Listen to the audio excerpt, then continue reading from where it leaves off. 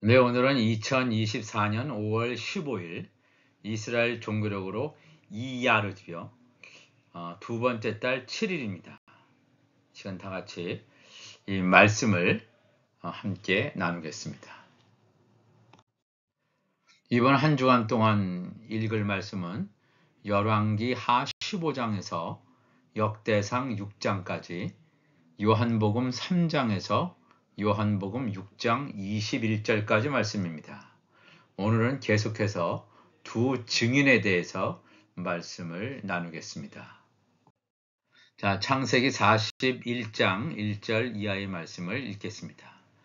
만 2년 후에 바로가 꿈을 꾼 주 자기가 나일강가에 서 있는데 보니 아름답고 살진 7 암소가 강가에서 올라와 갈밭에서 뜯어먹고 그 뒤에 또 흉하고 파리한 다른 7 암소가 나일강가에서 올라와 그 소와 함께 나일강가에 서 있더니 그 흉하고 파리한 소가 그 아름답고 살진 7 소를 먹은지라.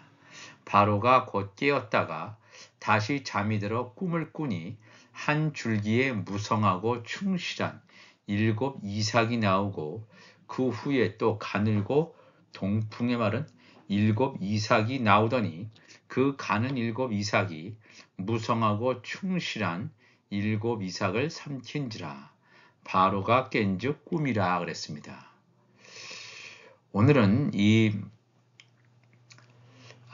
바로가 꾼 꿈, 7년 풍년과 7년 흉년에 나타난 감춰져 있는 두 증인에 대해서 말씀을 나누겠습니다.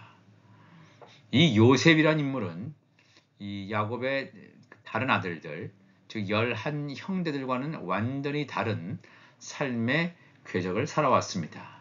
아버지인 야곱의 사랑을 받았지만, 그래서 채색 옷을 입는 행운을 누리기도 하지만, 사실 이 채색 옷이란 7 영의 기름 부음이 있는 자라는 뜻을 나타내고 있습니다. 놀라운 영적인 의미입니다. 그냥 색깔만 화려하다, 다양한 색깔의 고급 옷을 입었다, 이것이 아니라 영적인 영의 생명을 여기서 보여주고 있습니다.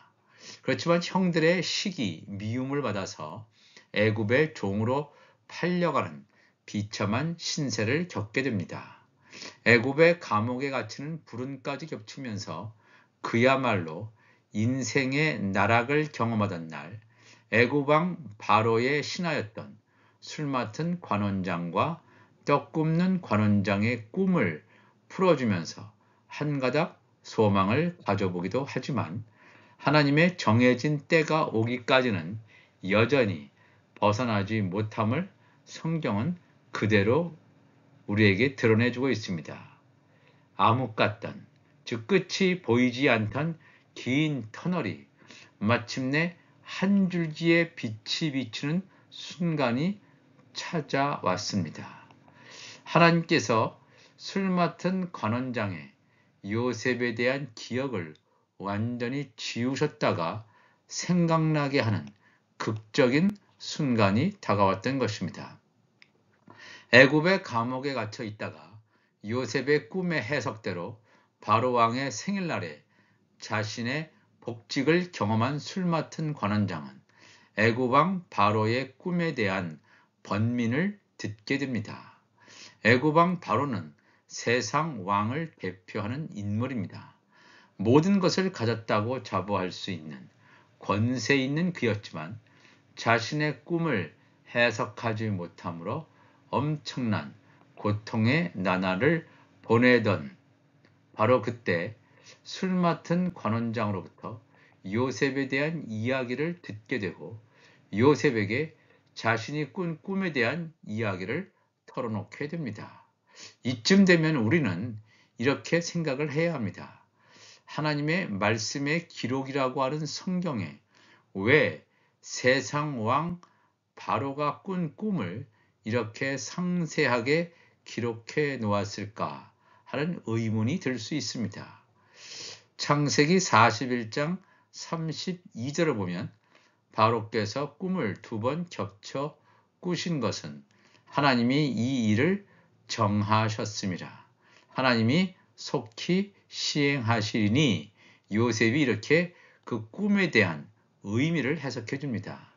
놀라운 사실은 세상왕 바로의 꿈이 바로의 개인적인 일이 아니라 하나님 나라의 구속사를 담고 있다는 것입니다. 그것도 오랜 세월 후에 우리가 살고 있는 오늘의 시대를 정조준하고 있다. 얼마나 스릴 넘치는 놀라운 하나님의 구속사인지 우리가 이 말씀을 알면 그저 놀라울 뿐입니다.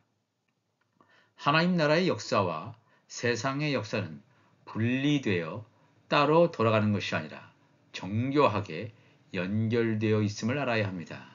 바로의 꿈은 7년 풍년과 7년 흉년이란 의미를 내포하고 있지만 7년 풍년부터 살펴보면 7 암소와 7 이삭을 함께 생각해 볼 수 있습니다. 이 똑같은 꿈을 두 가지로 표현하고 있기 때문에 그렇습니다. 아름답고 살진 7소는 어떻게 보면 오순절날에 떡과 함께 성물로 바쳐지는 1년 된 흠없는 어린 양 7마리를 연상시키기도 합니다. 7마리, 어린 양 7마리, 어린 양이라면 우리 예수 그리스도 메시아를 가리키기도 하지만 메시아와 하나님의 본체로서 본질이 같은 하나님의 아들들을 설명하는 문구이기 때문에 그렇습니다.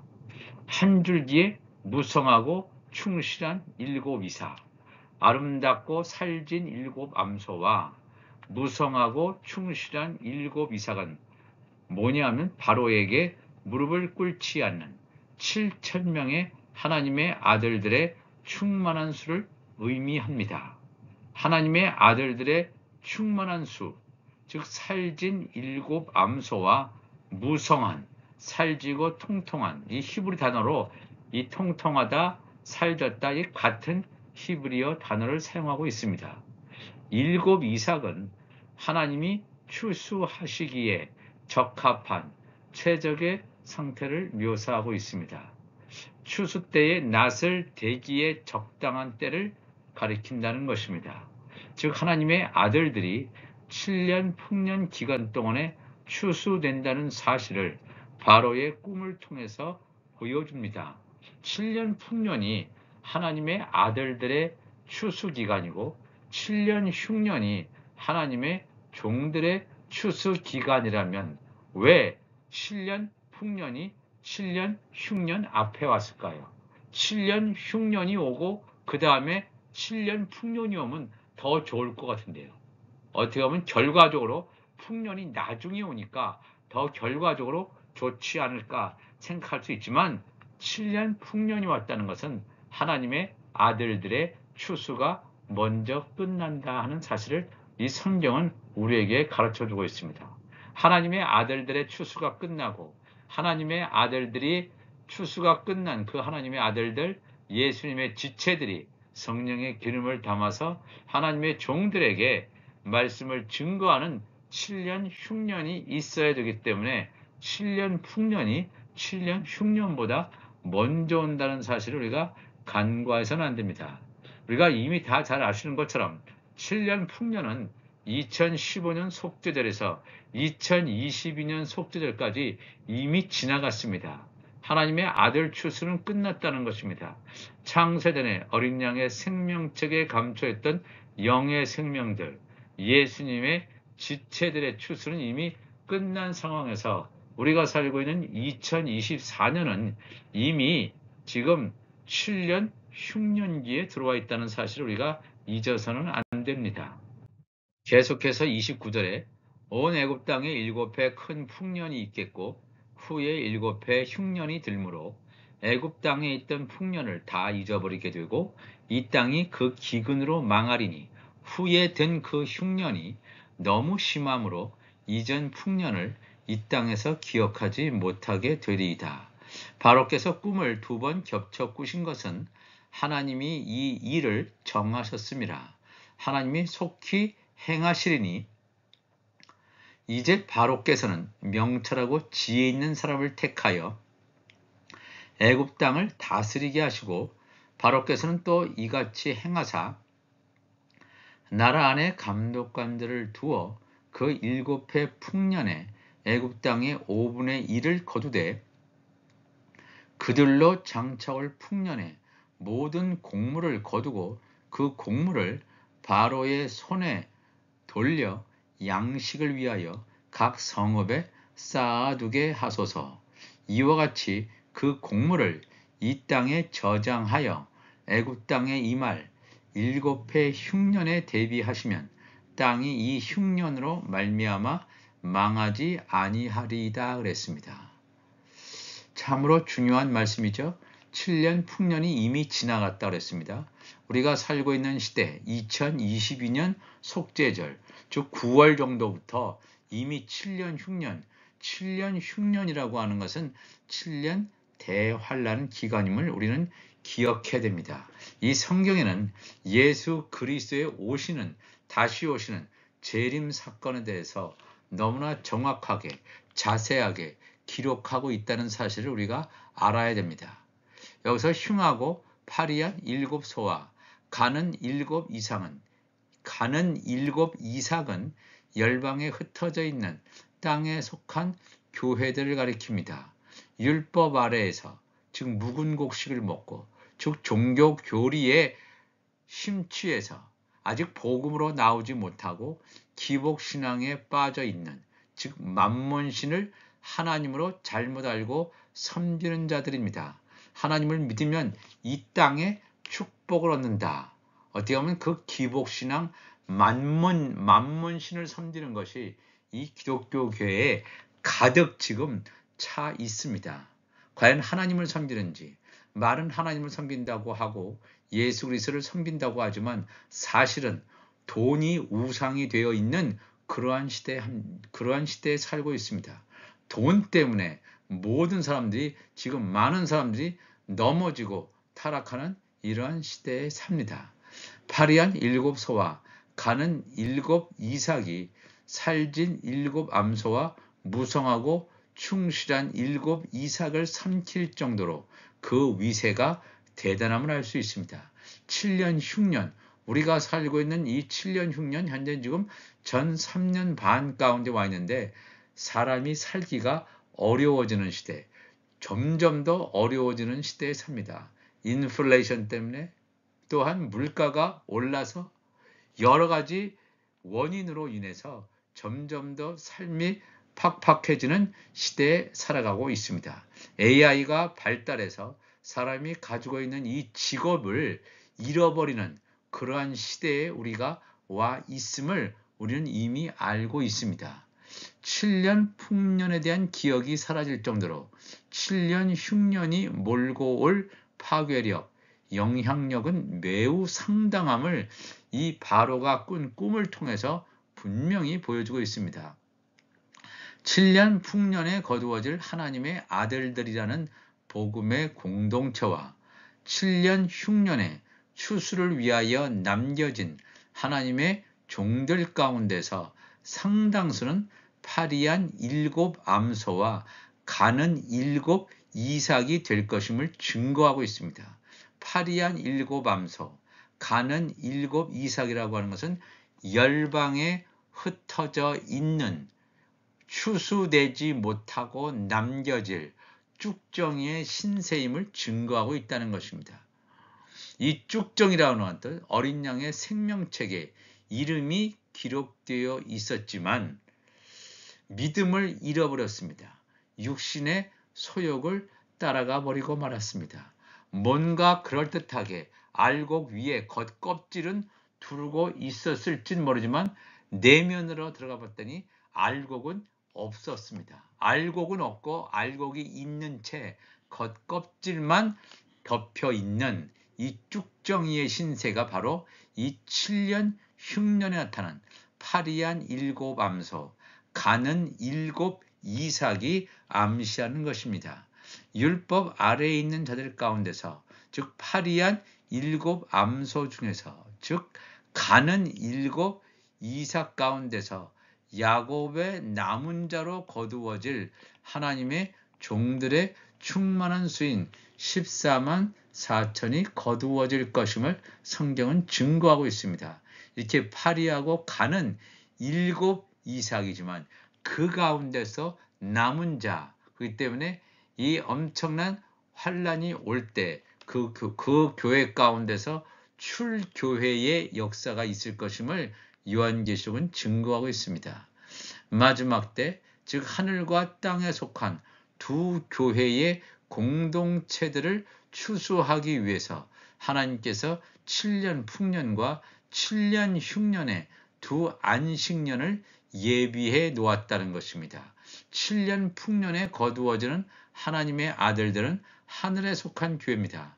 그렇지만 7년 흉년에 다 썩어 문드러져 갈 것 같은 그런 열방에 있는 교회 가운데서 야곱의 남은 자로 거두어질 그 교회가 땅에 속한 교회 가운데서 구원받는 자들입니다.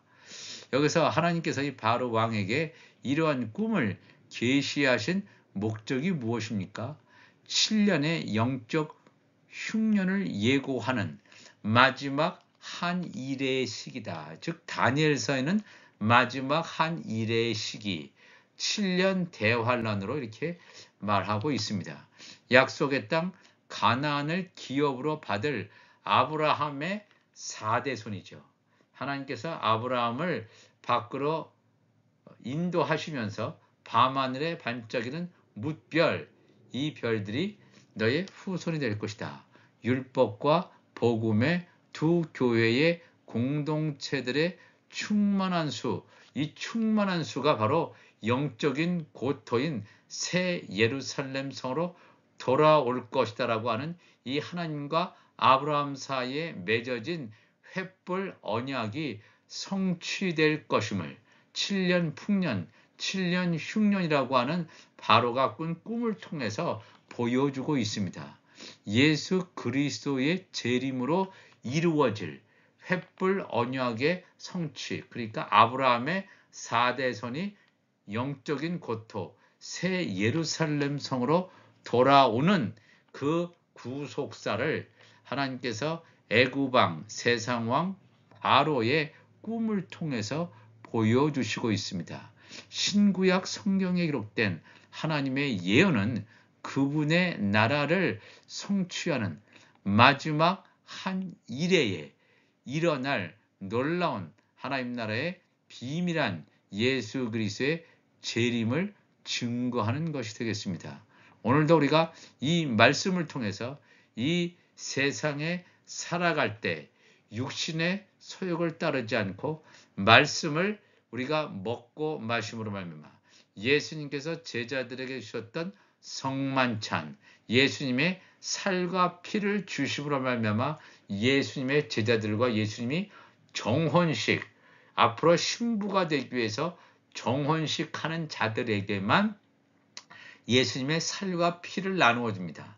살과 피를 먹는 자, 예수님의 제자죠. 그러나 가룟 유다는 예수님의 살을 먹고 밤인가 하보고 나가버렸습니다.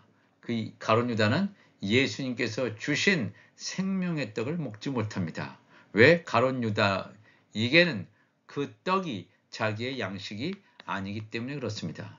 오늘도 우리가 이 말씀을 보면서 7년 흉년과 7년 흉년에 담겨져 있는 두 증인이 이 땅에 오고 가는 사건을 통해서 하나님의 구속사를 깨닫는 우리 모두가 되시기를 주 예수 그리스도의 이름으로 축원합니다. 하나님 아버지 감사합니다. 오늘도 귀한 하나님의 말씀을 나누었습니다. 이 말씀을 통해서 우리가 성경에 나오는 단순한 이야기, 단순한 에피소드 같이 보여지는 개인사처럼 보여지는 그러한 에피소드 안에 하나님의 영적인 하나님 나라의 구속사가 감춰져 있다는 사실을 우리가 알고 깨닫고 우리의 육이 죽고 영이 사는 하나님의 사람들 되게 하여 주옵소서. 감사하며 예수님의 이름으로 기도합나이다. 아멘.